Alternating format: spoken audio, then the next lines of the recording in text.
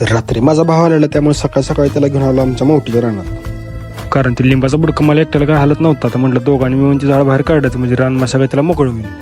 तर नमस्कार मित्रांनो, मी ब्लॉगर पाहूया, स्वागत आहे तुमचं पुन्हा एका नव्या व्हिडिओमध्ये. कुऱ्हाडीने झाड तोडून भावाच्या त्याला फुटून पण गेलेला. तर भाऊ म्हणे काय बी दे, आज हे झाड बाहेरच काढायचं आपण. मग मोठं 2 ओढकं गाडीवर घरला घेऊन आलो.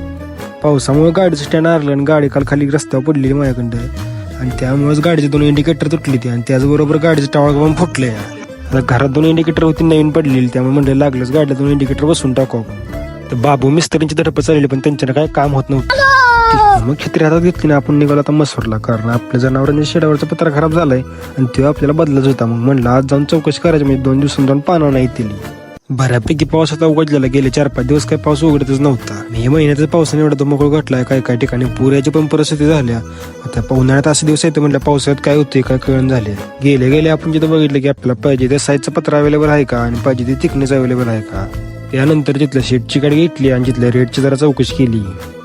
तर आपण आलेलो पत्र्यांच्या रेटची चौकशी करायला. मग म्हणलं एका दुकानावर काही भागणार नाही, म्हटलं अजून 2-3 दुकानं तर आपल्याला फिरायला पाहिजे. ती मसुरातच एका दुसऱ्या दुकानावर गेलो आपण, तिथं पण तशीच चौकशी केली. तर चौकशी करली असता आपल्याला कळलं की इथं पहिल्या दुकानापेक्षा 100 रुपये जास्त रेट आहे.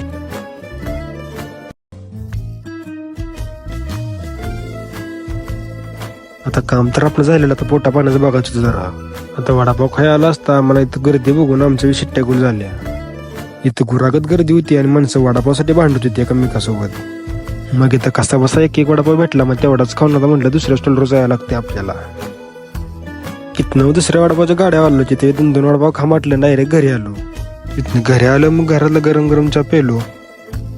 आज आपल्याला टाइम भेटलेला, मग म्हटलं आता आपल्या चॅनलचं नाव चेंज करून बघूया. म्हणून आपलं पहिलं नाव होतं प्रवीण यादव ब्लॉग, सांगून आता नवीन नाव ठेवते आपण, ते म्हणजे ब्लॉगर पाहूया. मग आता आपण ब्लॉगसाठी आपण काय काय करामध्ये करतोय आमच्या आईला दाखवलं.